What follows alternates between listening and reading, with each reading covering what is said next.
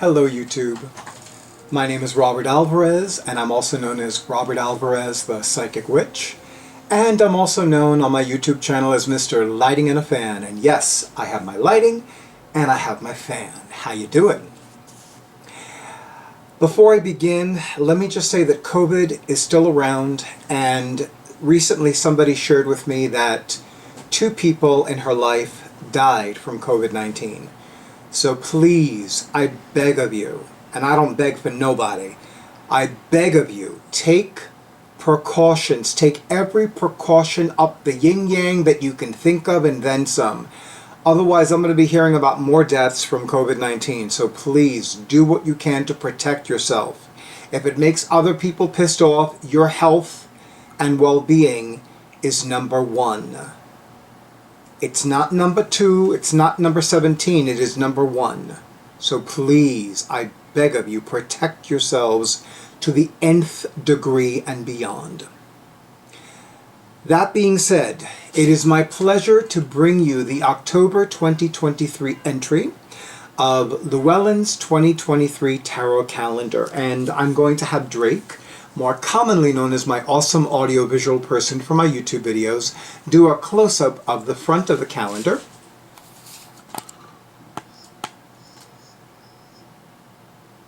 And the back of the calendar. I feel like Vanna White. No, you may not buy a vowel. And here we have the October 2023 entry. And of course, I'm going to have Drake do a close-up of that as well.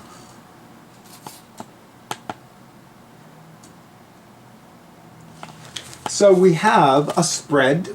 So I will be casting the cards on behalf of the collective. We have the symbol. We have the astrology articles, which I really love. I love this edition so much. And we have the focus on the 7 of Cups. So, let me start with the 7 of Cups, which is from the Trick or Treat Tarot. Trick or Treat. Say that 3 times fast. Trick or Treat Tarot. Anyway, having so many options can feel wonderful, and you know that I love to say you have options. However, this card indicates that not all the choices are good for you. You may be distracted by some fey glamour that stops you from seeing boring old reality. I personally have never found reality boring. I found that other things, but boring is not one of the words I would use. One of the symbols is the cup. Here are dreams and distractions. These fantasies have strong emotional pulls. Such drives usually wax and wane. Be sure you really want it before you take the cup and drink. And I have to have Drake do another close-up because I love the fact that the most prominent cup is the red one with a blue skull and bones on the card. Like, it's making sure that you picked your poison the right way, because if you pick the wrong poison, you're gonna die. So it's making sure that you know you're picking the right poison for you. Now, I'm going to read the astrology article because I'm going to save the spread for last. You know, before I read this, let me talk a little bit about the 7 of Cups card, because I think that that's important as well. So, I look at the 7 of Cups. I mean, it really is a card of dreams.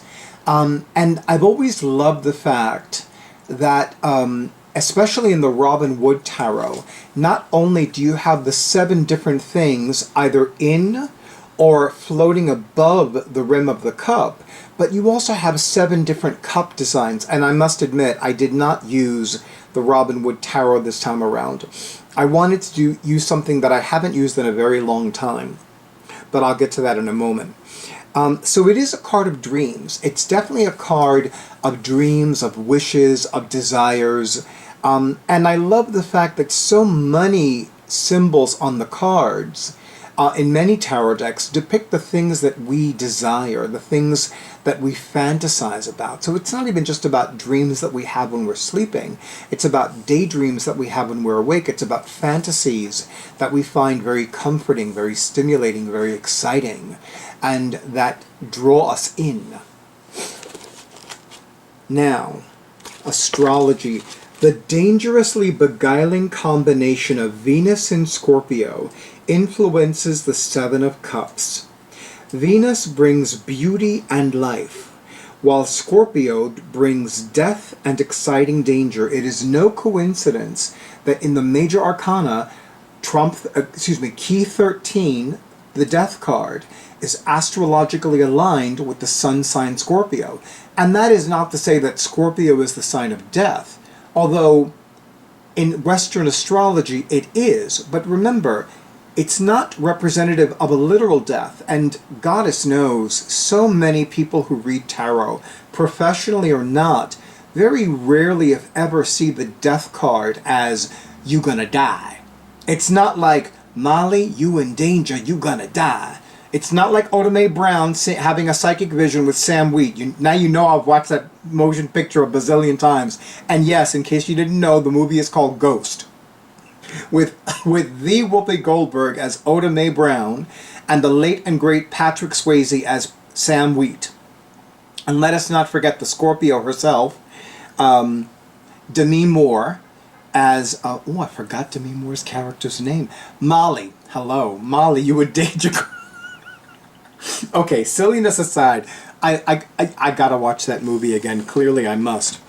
So, again, Venus brings life, brings beauty and life, while Scorpio brings death and exciting danger. I have been around many a Scorpio, and believe me, they are anything but boring. Under this influence, it is too easy to chase attractive but unhealthy desires or be enchanted by decaying beauty. A rose is beautiful, but a decaying rose really isn't beautiful, in my not at all humble opinion. While there is fuel for the imagination here, there is also the danger of compulsively pursuing pleasure. That's very interesting. I almost never talk about palmistry, but this area of the palm is called the Mound of Venus. On the right hand, it's this.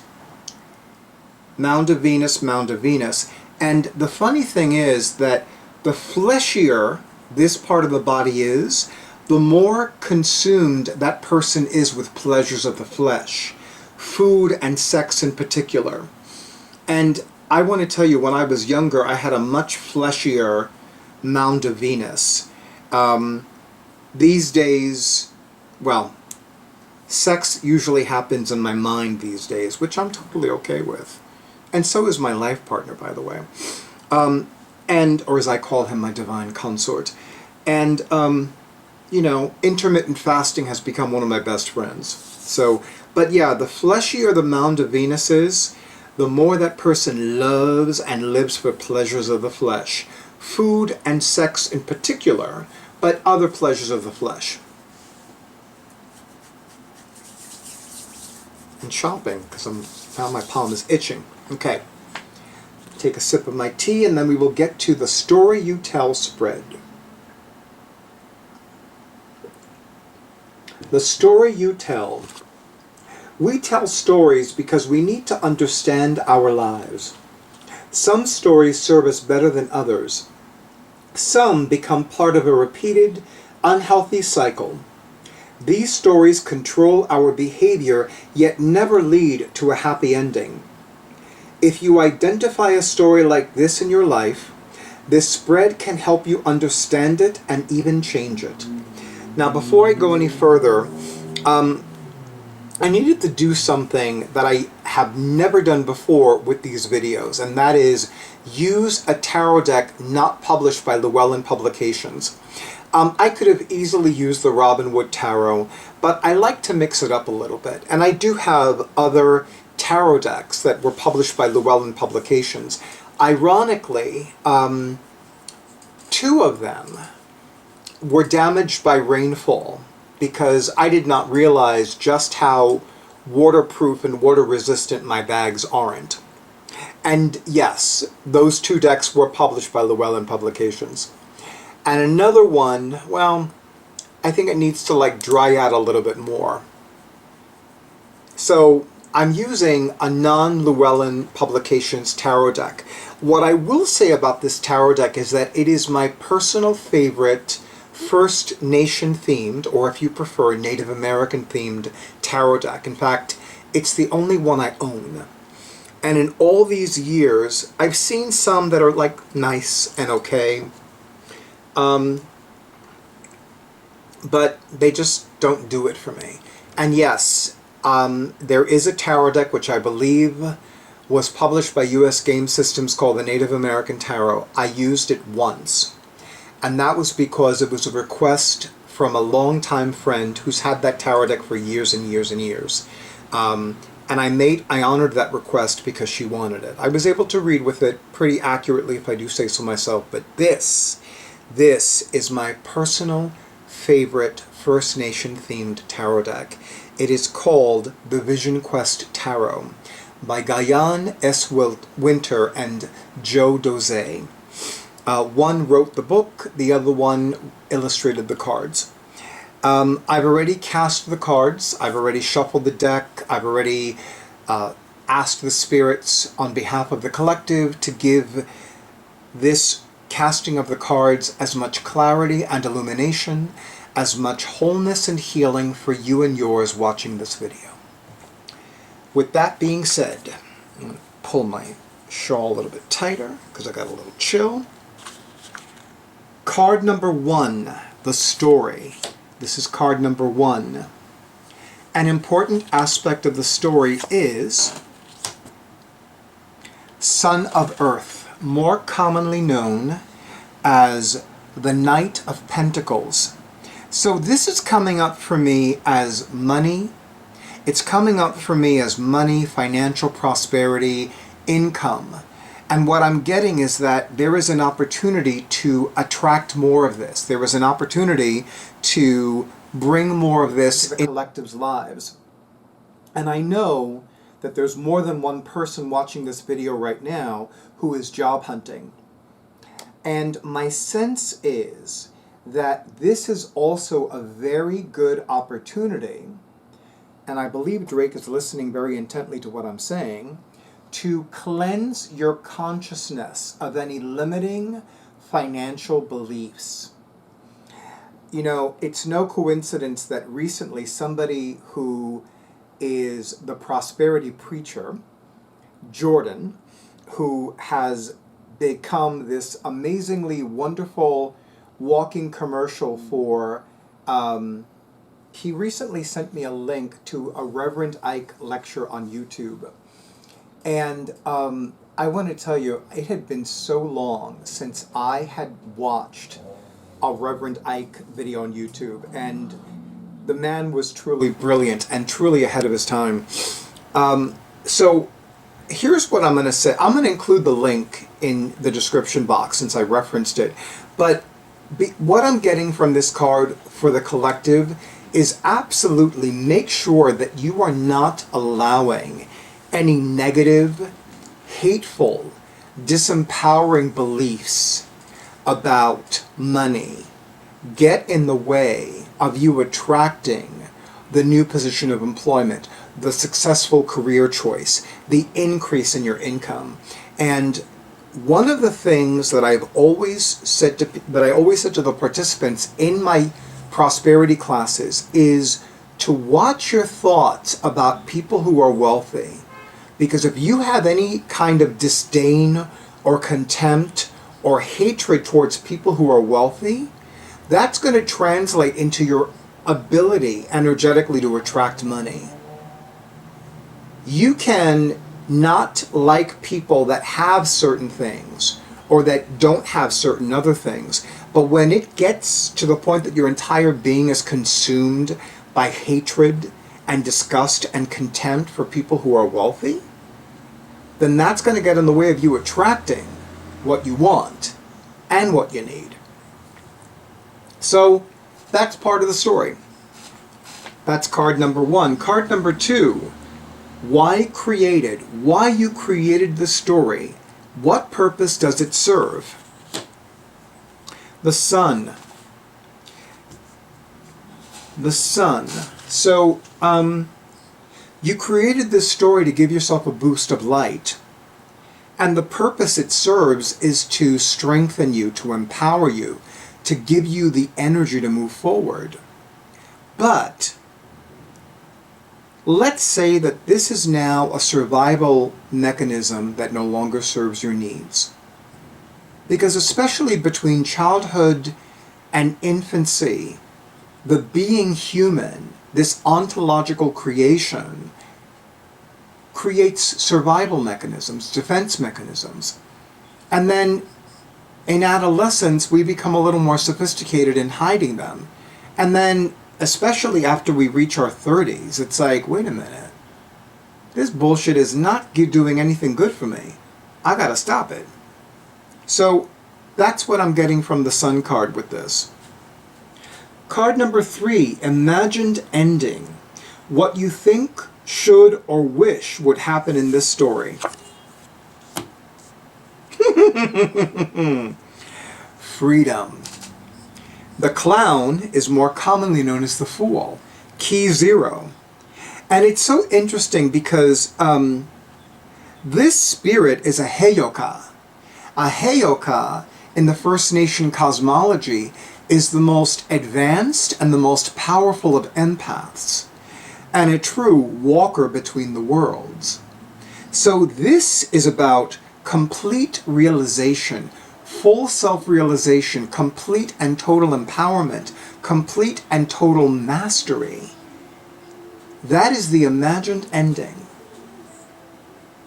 Can that music be any louder? I mean, it sounds lovely, but I do not want a copyright strike. Card number 4, the reality. How the story really plays out in your life. Father of Earth. King of Pentacles. So I'm going to tell you what I'm getting from this card. I'm getting that you're not too old. It's not too late. It's not a pipe dream. It's not wishful thinking. You are in the path. You are on the path of realizing this desire, this goal, this dream, this absolute dream. And I tend to look at the Father cards or the Kings as corresponding to the cardinal signs of the zodiac. Right now the Sun is in Scorpio. Right now the Sun is in Libra, but soon entering Scorpio. I'm already feeling the Scorpio energy, actually. So we're very close to the Sun entering Scorpio. After Scorpio comes Sagittarius, and then comes Capricorn. Cardinal Earth is Capricorn. So this tells me that there is something that you are desiring, something that you are working towards, that is going to come to fruition while the Sun is in Capricorn this year. Now, I actually do not remember offhand when the Sun enters Capricorn, but in the Northern Hemisphere, that is the date of the winter solstice.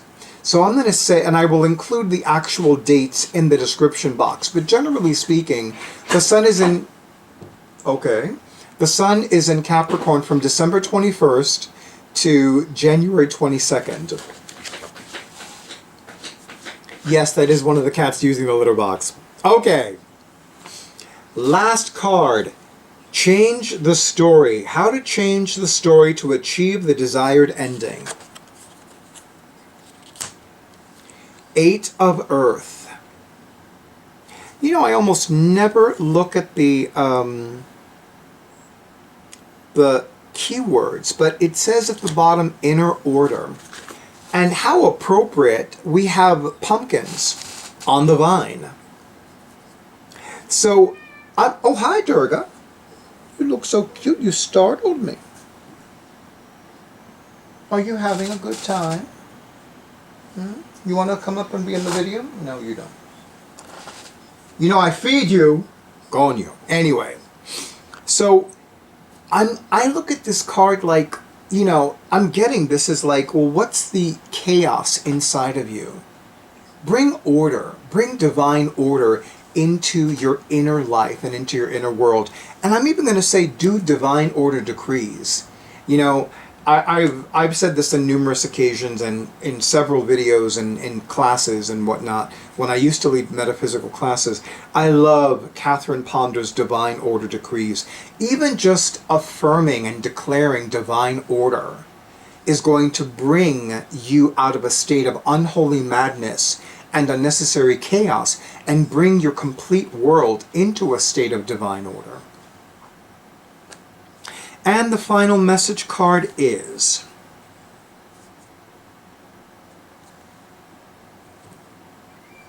Medicine Woman. It can be seen, right, Drake?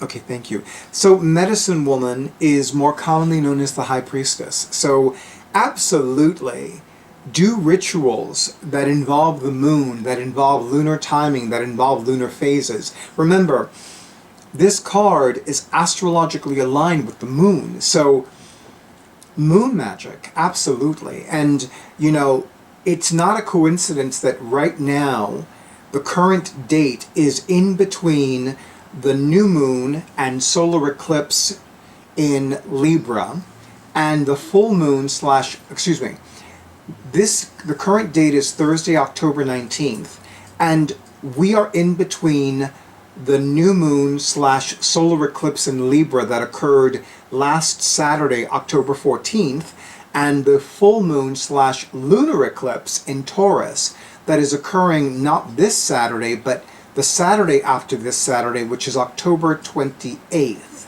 2023. So we're in this really powerful Venusian-oriented eclipse cycle. And I absolutely feel that working with the planet Venus and the moon is highly ideal for attracting that money, for dissolving that unholy madness, that unnecessary chaos, that gunk that you have about rich people, that gunk that you have about people who have money, that gunk that you have about you not having what others have that you want. So whatever that gunk is, you have the power to make that gunk go away. And this is an incredibly powerful eclipse cycle to make that happen. Not to mention the fact that, if I'm not mistaken, this upcoming full moon slash lunar eclipse in Taurus is the last eclipse of 2023. There will not be another eclipse, and I will reconfirm this, until 2024, which is a strength card year. To me, the Trump Key 8 is a strength card, not the Justice card, but both are in play. So absolutely, use these lunar phases to cleanse, to clarify, to illuminate, to empower, to strengthen, and to attract the money and the prosperity, to attract the professional success and the gainful employment. And, absolutely, make sure that you are doing what you need to do to take care of your body as well.